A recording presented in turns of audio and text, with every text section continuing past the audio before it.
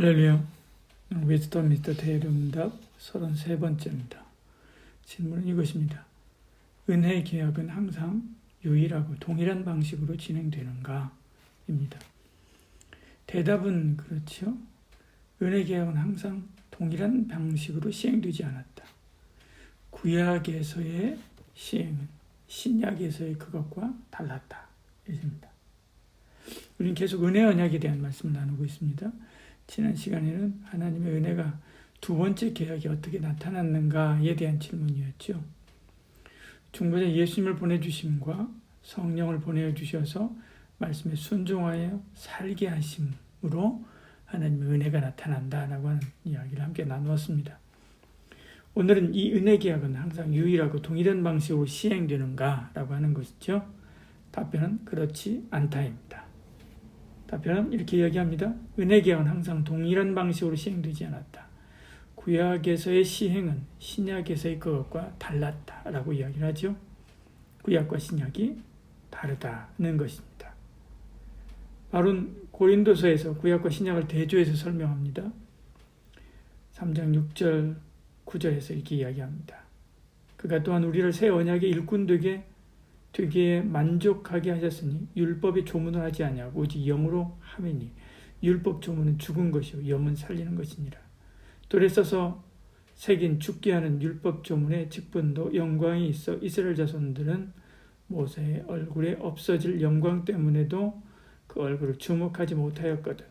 하물며 영의 직분은 더욱 영광이 있지 아니하는 게 않겠느냐 이렇게 말씀하죠. 예수 그리스도의 십자가 복음 사역을 기점으로 해서 구약과 신약은 은혜 언약을 적용하는 방식이 전혀 다릅니다. 그래서 예배도 다르고 신자가 지켜야 될 규범도 다르고 생활도 다른 것이죠. 구체적으로 구약과 신약에서 은혜 언약이 어떻게 시행되었는가라고 하는 것에 대해서는 다음 이렇게 34문, 35문에서 말씀을 나누게 되니까요. 여기서는 생략하기로 하고요. 그렇지만 구약은 구약대로 시행하는 방식이 다르고 신약은 신약대로 다르다는 것입니다. 같이 적용해서는 안 되는 거죠. 예를 들어서 조선시대 왕이 통치하던 시대나 현재 대통령이 다스리는 나라의 통치 이념은 같죠. 백성을 이롭게 하고 태평한 나라를 만드는 것입니다. 그것을 이루기 위한 통치기구와 제도가 다른 것이죠. 지금도 어느 나라는 대통령이 나라를 다스리고 어느 나라는 수상이 나라를 다스리고 어느 나라는 왕이 나라를 다스리지만 서로의 통치체계를 존중해 주지 않습니까?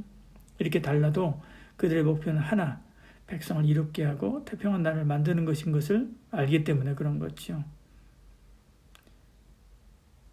이처럼 우리는 구약과 신약이 다르지만 하나님의 은혜로 구원받은 것은 같습니다. 은혜 언약은 아담과 하와가 에덴에서 나오는 날부터 시작됐죠. 그 은혜가 오늘 우리에게도 같이 적용되는 것입니다. 예수님이 십자가에서 죽으시고 구원사역을 완성할 때 시작되는 것이 아니라는 거죠. 처음부터 시작된 것입니다. 성경은 모든 시대 사람이 은혜로 구원받음을 분명히 이야기합니다. 구약에도 은혜로 구원하여 달라라고 하나님 앞에 기도하죠. 시편 106편 4절 이렇게 말씀합니다. 여호와여 주의 백성에게 은혜 베푸시는 은혜로 나를 기억하여 주의 구원으로 나를 돌보사 그렇게 이야기하죠. 신약에서도 마찬가지입니다. 유대인이나 이방인이나 은혜로 구원받았음을 선언하죠.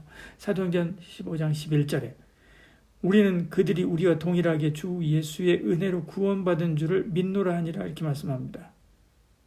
결코 행위가 아닙니다. 율법을 지킴으로 구원받을 수 있는 것이 아닙니다. 율법은 죄를 깨달을 뿐이지요.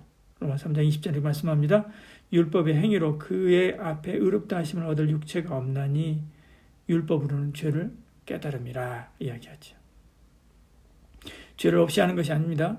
내가 한 가지 죄를 지었는데 10가지 율법을 지킴으로 그 죄를 없이 할 수 없다는 거죠. 율법이 죄를 없이 하는 게 아니라는 겁니다.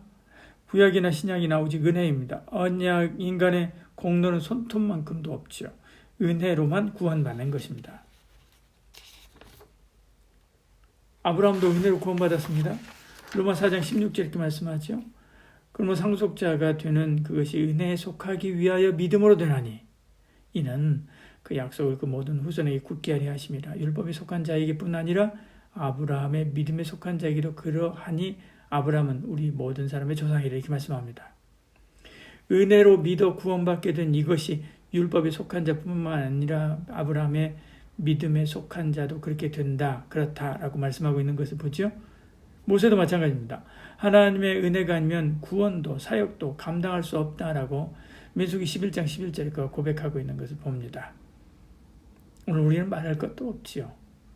은혜에 의하여 믿음으로 말미암아 구원을 받았느니 에베소 2장 8절에 말씀하지 않습니까? 그러면 왜 이렇게 다른 두 체계를 주셨을까? 율법과 복음의 지향점이 같다면 같은 체계를 주면 되는데 왜 구약과 신약이 세대 차이가 나도 너무 다르게 해서 우리에게 주셨을까? 모습도 다르고 성격도 다르고 생각도 다른 사람처럼 다르게 우리에게 다가오니까 혼란스러울 때가 있습니다. 그것은 십자가 복음 사역 때문에 그런 거죠. 예를 들어 이런 것입니다. 어떤 사람이 산에 올라갔다가 독사에게 물렸습니다. 급하게 119를 불러서 구급대원이 왔습니다. 그리고 현장에서 응급처치를 하죠. 물린 자들 찢어서 독을 빨아내고 소독하는 거죠. 그리고 병원을 후송합니다. 그러면서 조금만 참으세요. 조금만 참으세요. 금방 병원에 도착한다 라고 이렇게 격려하는 거죠. 그러다 병원에 도착했습니다. 의사는 그 아픈 자를 다시 치료합니다. 해독제를 넣고 후유증이 없도록 주사를 넣고 상처도 덧나지 않도록 치료하죠. 야전에서의 처치와 병원에서의 치료가 다릅니다. 그러나 목적은 같죠. 생명을 살리는 것입니다. 이와 같습니다. 구약시대는 아직 십자가까지 오지 않았습니다. 근데도 율법으로 죄를 진단하고 제사로 죄에 대해서 응급처치하는 것이죠. 구약 성도는 그 은혜로 산 것입니다. 신약에는 이제 주님이 십자가 지셨습니다. 구원 사역을 완성했습니다. 그러니까 이제는 예수님만 믿으면 되는 거죠. 마치 앞서 이야기했듯이 내가 지금 병원 앞에서 독사에 물렸습니다. 그렇다고 해서 119를 불러가지고 응급처치를 하고 구급차를 타고 동네 한 바퀴를 돌아서 병원으로 다시 갈 필요 없다는 거죠. 그냥 병원에서 바로 치료받으면 되는 것입니다.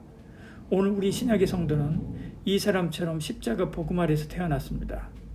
구약의 율법과 제사로 응급처치 받을 필요가 없지요. 우리는 그냥 예수님을 믿으면 되는 것입니다. 얼마나 감사한 일입니까? 오늘 우리에게 임한 구원의 은혜에 감사해야 되지요. 오늘은 구약과 신약이 다른 것이 아니다. 같지만 상황과 시대가 다르기 때문에 하나님의 은혜 적용을 다르게 할 뿐이다 라고 하는 말씀을 나누었습니다. 오직 은혜지요. 오직 복음입니다.